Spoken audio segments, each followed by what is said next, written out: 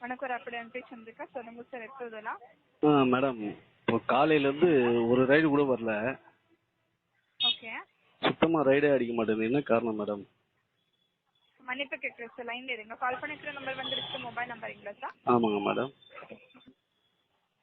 Sir check பண்ணபடி sir உங்களோட identity ப்ரொஃபைலுக்கு எதுவும் issue இல்லை சார், கிளியராக தான் இருக்குது. அதெல்லாம் கிளியராக தான் இருக்கும் மேடம். ஆனால் சவாரி வர்றதில்ல மேடம்.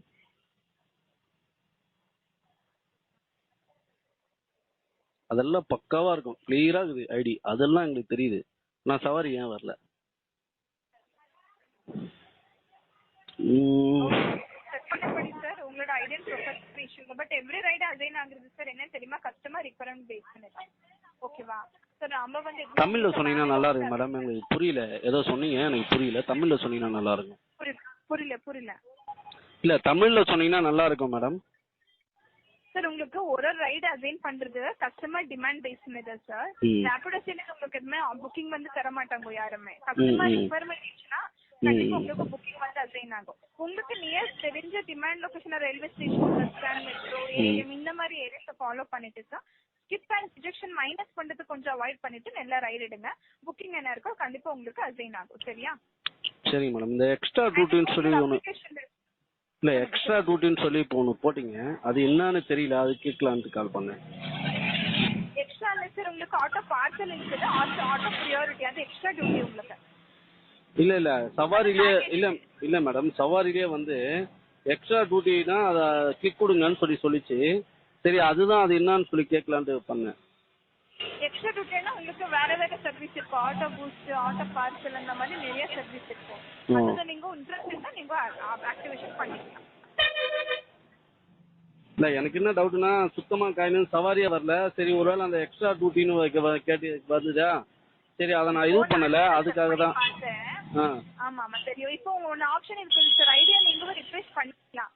எப்படி தெரியுமா, அது ஆஃப் டியூட்டி கொடுத்துட்டு மறுபடியும் ஆன் டியூட்டி கொடுங்க, ஐடி வந்து உங்களுக்கு செல்ஃப் ரிஃப்ரெஷ் ஆகும். அப்ப அதை நான் காலையில இருந்து 4 தடவை பண்ணிட்டேன் மேடம்.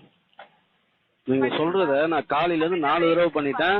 அது இல்லாம பிளைட் மோடு போயிட்டு அதுக்கப்புறம் வந்து அது 2 தடவை போட்டுட்டேன். இப்போ வரைக்கும் ஒரு சவாரி அடிக்கல. அதாவது அடிக்கிறதெல்லாம் பாத்தீங்கன்னா 2 கிலோமீட்டர், 1.5 கிலோமீட்டர். எப்படி நாங்க ஓட்டுறது, என்ன பண்றதுன்னு எங்களுக்கு ஒன்றும் புரியல. அதுதான் சரி உங்ககிட்ட கால், அது எக்ஸ்ட்ரா டியூட்டின்னு ஒன்று வந்தது, சரி அதுதான் உங்ககிட்ட கேட்கலான்னு சொல்லி கால் பண்ணேன். சரி, எக்ஸ்ட்ரா டியூட்டியாவது வந்ததுன்னா அதுவாது ஏதாவது சவாரி வருமானு கேட்க தான் கால் பண்ணேன். கண்டிப்பா வரும் சார். இந்த வரி பண்ணி கேட்டீங்க என்னங்க, உங்களோட ஐடிக்கு எதுவுமே இஷ்யூ இல்ல. இஷ்யூ இருந்துச்சுன்னா கண்டிப்பா நான் கிளியர் பண்ணி கொடுக்குறேன். சரிங்களா? ஓகேங்க சார். இப்போ எங்களுக்கு இல்ல அது கரெக்ட். இப்போ எங்களுக்கு என்னன்னா எங்க பக்கத்துலயே 2 வீலர் காரங்களுக்கு அவ்வளவு அடிக்குது. இப்ப நாங்க இங்க சவாரி இல்லாம உக்காந்துருக்கோம். கொஞ்சம் அந்த 2 வீலரை கம்மி பண்ணிட்டாது. அது ஒரே ரைடு 5 to 10 கேப்டன் அசைன் ஆகும். வித்தின் 5 செகண்ட்ஸ் கூட நீங்க அக்செப்ட் பண்ணிக்கணும் சார். உங்களோட ஐடிக்கு எந்த விதமான ப்ராப்ளம் இல்ல. ஏன் மேடம் நான் கேட்கறதுன்னா, இப்போ 2 வீலருக்கு அவ்வளவு அடிக்குது, என் பக்கத்துல இருந்து அவ்வளவு சவாரி எடுத்துட்டு போறானுங்க. கூட ஒரு நிமிஷம், கஸ்டமருக்கு கூட சார் இப்போ ஆட்டோவே புக் பண்ணணும் அந்த மாதிரி அவங்களுக்கு இஷ்யூ இல்ல. பைக் இருக்குது, கேப் இருக்குது, ஆட்டோ இருக்குது. அவங்க பைக் இருக்கு, கேப் இருக்கு, எல்லாம் இருக்கு. நான் இல்லன்னு சொல்ல. எதுக்கு வந்து பர்மிஷன் கொடுத்துருக்காங்க சார்? அது கஸ்டமர் விருப்பம். கஸ்டமர் வந்து எது வேணா விருப்பப்படுவாங்க மேடம். ஆனா அதை செய்யறது ஒரு கம்பெனி வந்து ஒரு ஆட்டோக்குன்னு உள்ள வந்துட்டு அதை நம்ம செய்யக்கூடாதுல்ல. அது முதல்ல தப்பா இல்லையா?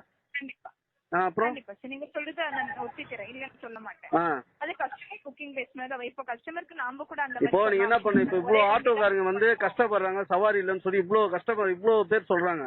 அப்ப என்ன பண்ணணும்?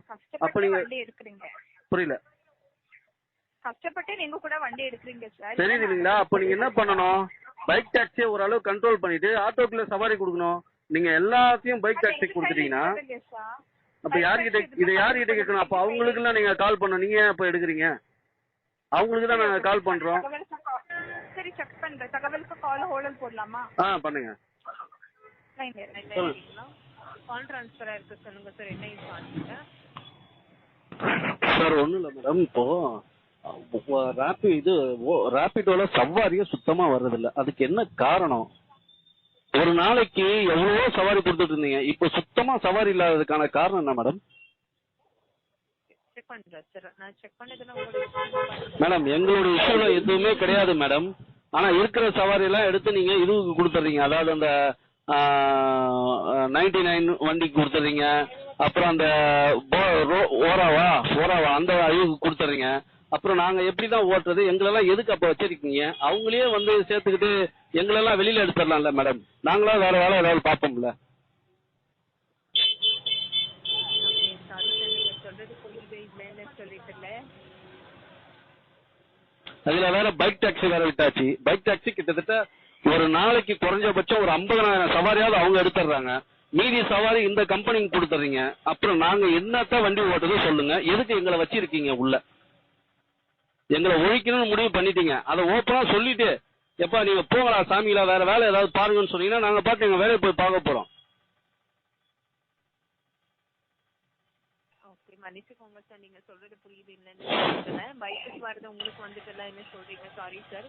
உங்களுக்குன்னு இல்லை, எல்லா அப்ளிகேஷன்ல வந்து பாத்தீங்கன்னா கஸ்டமர் அப்ளிகேஷன்ல 3மே விசிபிள் ஆகும். Bike, auto, cab. அவங்களுக்கு எது கம்ஃபர்டபுளா இருக்கு அதுல போவாங்க சார். ஓகேவா?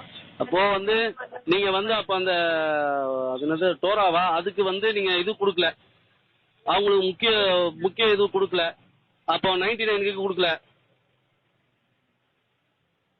நீங்க சொல்லுங்க. இப்போ 99 ஒரு கம்பெனி ஆட்டோ இருக்குல்ல, அது கூட நீங்க டைப் பண்ணல. எந்த 99 சார்? நீங்க என்ன சொல்ல வரீங்கன்னா புரிய மாட்டேங்குது. இப்போ அதாவது கிரீன் கலர் ஆட்டோ ஓடுது இல்லைங்களா madam? Okay. Green colour auto ஓடுது அந்த 99 சொல்லிட்டு அவங்களுக்கு ஃபுல்லா வந்து நீங்க இது அதாவது அவங்க இது எடுத்துறாங்க சவாரி.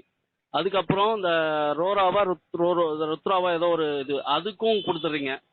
அப்புறம் மீதி இருக்கிறத இந்த லோக்கல் ஆளுங்களுக்கு கொடுக்கறதுக்கு அதுக்கு மொத்தமா அவங்க கிட்ட கொடுத்துட்டு எங்களெல்லாம் இல்லைங்க சவாரி எல்லாம் உங்களுக்கு கிடையாதுன்னு சொல்லிட்டீங்கன்னா நாங்க பாட்டுன்னு ஏதாவது ஒரு வேலையாவது பார்த்துட்டு போவோம். உங்களை நம்பி நாங்க ஏன் உக்காந்துட்டு இருக்கணும்? நீங்க சொல்றது புரியுதுங்களா சார்? ஆர்டர் வந்து நாங்க யாருக்கும் கொடுக்கறதில்ல, எல்லாமே கஸ்டமர் மேடம் அதெல்லாம் வந்து இங்க பாருங்க, நீங்க சொல்றதெல்லாம் வந்து ஏத்துக்கலாம். இன்னைக்கு பைக் டாக்ஸி பாத்தீங்கன்னா பல ஆயிரம் கணக்கான பேர் வந்து வண்டி ஓட்டுறாங்க பைக் டாக்ஸி. சரிங்களா? சரி நாங்களும் ஏதோ பைக் டாக்ஸி போதா அப்படின்னு சொல்லி நாங்க விட்டுட்டு எங்க பொழப்பையும் பார்த்துக்கிட்டு இருக்கோம். நீங்க இதுல வேற வந்து அந்த கார்பரேட் கம்பெனிகளுக்கு இந்த 99 அந்த இதுக்கெல்லாம் நீங்க சவாரி எடுத்து கொடுத்துட்டு எங்களுக்கு சுத்தமா ஒண்ணுமே இல்லாம உட்கார வச்சிருக்கீங்கன்னா அதோ எங்க கூட பேசி 10 நிமிஷம் ஆகுது. இது வரைக்கும் ஏதாவது ஒரு சவாரி அடிச்சுக்கா பாருங்க. எங்க இதுவை போய் நீங்க செக் பண்ணி பாருங்க எந்த சவாரி வந்திருக்குன்ட்டு பாருங்க. எப்படி மேடம் ஓட்டுறது? நாங்க அதை தான் கேட்கிறோம். ஒரு தடவை செட் ரிஃப்ரெஷ் பண்ணி செக் பண்ணணுமா சார்? கூட்டி போய் வந்துட்டு வந்து ஐடி ரிஃப்ரெஷ் ஆயிருக்குமா சார்? காலையில இருந்து நான் செக் பண்ணதுல 2 ரைடு தான் எடுத்திருக்கிறது. நீங்க மத்தபடி எந்த ரைடும் எடுக்கல. ரைடர் ரிஜெக்ட் பிஸியா இருக்கு. இப்போ நீங்க அண்ணா நகர்ல இருக்கீங்க இல்லைங்களா? ஏ பிளாக் 5th ஸ்ட்ரீட் கிட்ட இருக்கீங்க இல்லைங்களா? நியர்பை மெட்ரோ ஸ்டேஷன் கிட்ட இருக்கீங்க சார். ஸோ டிமாண்டான லொகேஷன்ல தான் இருக்கீங்க. ஐடி ஒரு தடவை ரிஃப்ரெஷ் பண்ணி தரேன், வெயிட் பண்ணுங்க. கண்டிப்பா ரைடு வரும். இப்போ அக்செப்ட் பண்ணிக்கோங்க சரிங்களா? என்ன சொல்றது தெரியல. அதாவது வர வர ரொம்ப டியூ கட்ட முடியாம, சாப்பாட்டு காசு இல்லாம, வீட்டுக்கு வாடகை கட்ட முடியாம எங்களை அடிமைத்தனமா ஆக்கி வச்சு இது பண்ணிக்கிட்டு இருக்கீங்க. எங்களுக்கு அதுதான் மன வேதனையாகுது. இன்னைக்கு எத்தனையோ ஆட்டோ டிரைவர்களுக்கு மன குமுறலும் அதான் இருக்குது.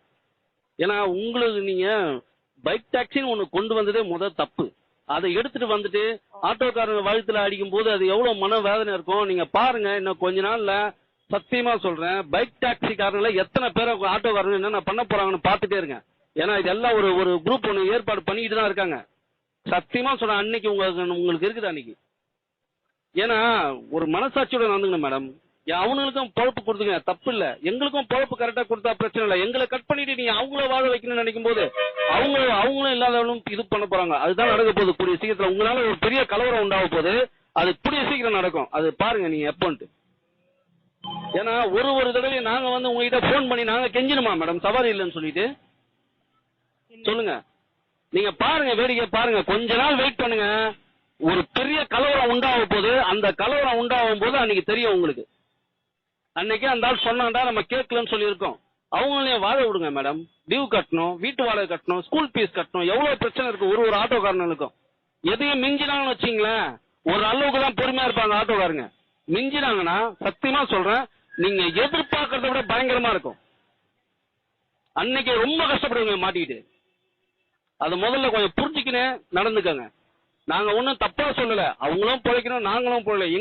எங்க வயிற்றுல அடிச்சுட்டு நீங்க அடுத்தவனை வாழ வைக்கணும்னு நினைக்கும் போது நான் பார்த்து சும்மா இருப்போம் மேடம்.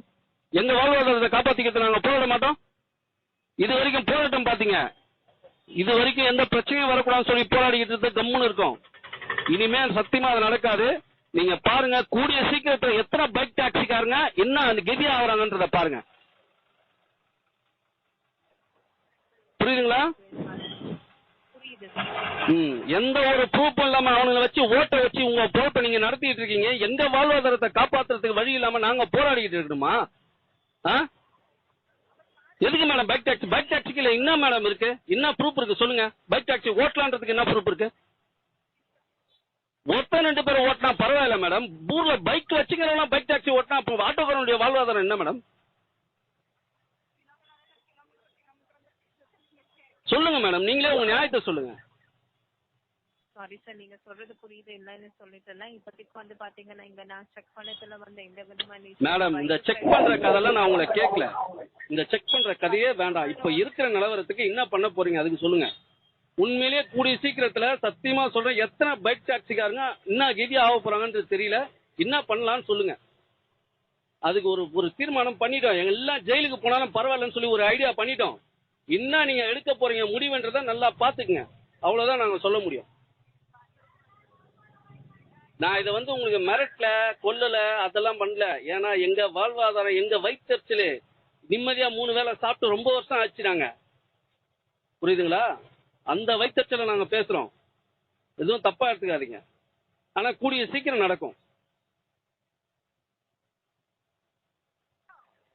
ஓகே சார், கண்டிப்பா சார். உங்க கன்சர்ன் புரியுது. Sorry sir. கண்டிப்பா உங்களுக்கும் ரைட்ஸ் வந்து அதிகமா கனெக்ட் ஆகும் சார். வரி பண்ணிக்காதீங்க மேடம். எனக்கு இல்ல மேடம், மொத்த ஆட்டோக்காருக்கும் நான் கேட்கிறேன். எனக்கு மட்டும் நான் கேட்கல. எனக்கு இல்லன்னு சொல்லி நான் இப்ப உங்ககிட்ட இது பண்ணல. மொத்த ஆட்டோக்காரர்களுக்கும் ஒரு வாழ்வாதாரத்துக்கு வழி பண்ணுங்க. நீங்க அதை விட்டுட்டு சத்தியமா சொல்றேன், இது உண்மையிலேயே மேடம் உங்களுக்கு தெரியாது, நான் சொல்ற கூடாது. நிறைய பேர் வந்து வேற மாதிரி வழி பண்ணிக்கிட்டு இருக்காங்க. ஏதாவது ஒண்ணு ஆச்சுன்னா பெரிய கலவரமா ஆகும். சரியா? கலவரம் ஆச்சுன்னா உங்க தலை தான் உருளும். அதை பாத்துக்கோங்க. அதாவது ராபிடோ உங்களை சொல்லல, ராபிடோவை சொல்றேன். அவங்க தலை உருளும். இங்க ஒரு பெரிய ஒரு இது நடந்துகிட்டு இருக்கு, பாத்துக்கோங்க. அவ்வளவுதான் நான் சொல்ல முடியும். வேற ஏதாச்சும் தகவல் தேவைப்படுதுங்களா? வேற ஒன்றும் தேவையில்ல. Okay sir. ஒரு ஸ்மால் ரெஸ்பான்ஸ் கால் பண்ணும்போது எஸ்ஆர்னோ அதே மாதிரி காக்க வைக்கிறது கொஞ்சமா காக்க வைங்க. நீங்க பாட்டு போட்டு போயிருங்க, வருதா வரலையான்னு சொல்லிட்டு நாங்க கேன்சல் பண்ணி நாங்க இது கட் பண்ணிட்டு போக வேண்டிய சூழ்நிலை எல்லாம் இருக்குது. சரிங்களா? கொஞ்சம் தயவு செய்து பார்த்து பண்ணுங்க. அவ்வளவுதான் நாங்க சொல்ல முடியும். அதுக்கேற்ற இதுவே பார்த்துக்கோங்க. சரி, நீங்க ஓகே வச்சிடறேன். ரேபிடோ அழைச்சதுக்கு நன்றி சார். கால் டிஸ்கனெக்ட் பண்ணிக்கோங்க. Thank you sir.